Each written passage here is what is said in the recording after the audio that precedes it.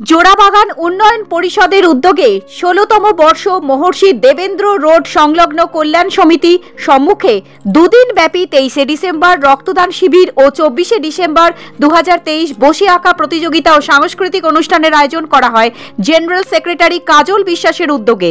অনুষ্ঠানে উপস্থিত ছিলেন ২১ নম্বর ওয়ার্ডের তৃণমূল কংগ্রেস কাউন্সিলর মীরা হাজরা, তৃণমূল কংগ্রেসের ২০ নম্বর ওয়ার্ডের কাউন্সিলর বিজয়া উপাধ্যায়, উত্তর কলকাতার সাংসদ সুদীপ বন্দ্যোপাধ্যায়, শিশু কল্যাণ দপ্তরের মন্ত্রী মাননীয়া শশী পাঁজা মহাশয়া। কলকাতা থেকে সুস্মিতা দেবনাথের রিপোর্ট, সমকাল সংবাদ।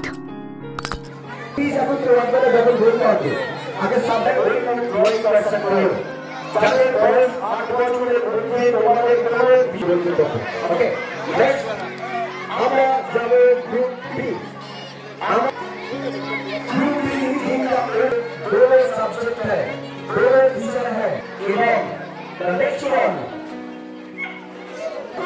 কেউ আঁকবে না, প্লিজ কেউ আঁকবে না। বয়স ৮ থেকে ১২ বছর তোমাদের কাছে আমরা দুটো বিষয় দিলাম।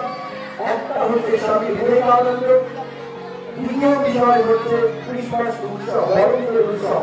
যে কোনো একটা বিষয়ের উপরে তোমরা আঁকতে পারো। পরবর্তী গ্রুপ সি, প্রথম সাবজেক্ট ভিজন, महाकाश अभियान। अपना महाकाशे आकाशे उम्र 12 से 16 साल, उनके पास दो सब्जेक्ट हमने दिए हैं। एक का है महाकाश अभियान। আমরা আশা করি সবাইকে বোঝাতে পেরেছি এবং প্রত্যেক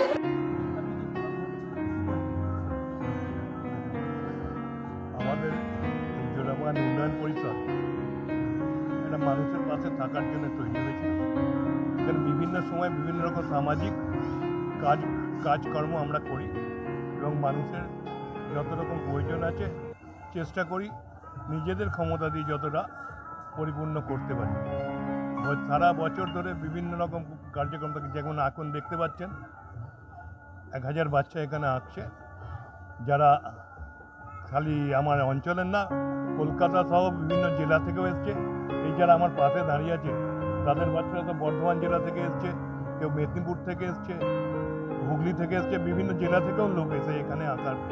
এই আঁকা সারা বাংলা বসে আঁকো প্রতিযোগিতা ছাড়াও গতকাল আমাদের কিছু অনুষ্ঠান ছিল, সামাজিক অনুষ্ঠানের মধ্যে ছিল গতকাল রক্তদান শিবির ছিল, বিকেলের দিকে ছিল যত মানুষ আছে ওই অঞ্চলের সেই মহিলারা এখানে বিভিন্ন রকম ক্রীড়াতে অংশগ্রহণ করে তারা দৌড় ঝাঁপ ও মিউজিক্যাল চেয়ার বিভিন্ন রকম ইভেন্ট ছিল, তারা সেখানে ছিলেন। এবং আজকে বিকেলবেলার দিকে এই অনুষ্ঠানের প্রাইজ ডিস্ট্রিবিউশন হবে। বিভিন্ন আমাদের যারা রাজনৈতিক, সামাজিক এবং শুভবুদ্ধি সম্পন্ন মানুষও তারা উপস্থিত হয়েছিলেন এবং আগামীকাল গতকাল তারা ছিলেন এবং আজকেও তারা আসবেন এবং বিকেলবেলা তারা তাদের আমাদের সঙ্গে অংশগ্রহণ করে তাদের সময়।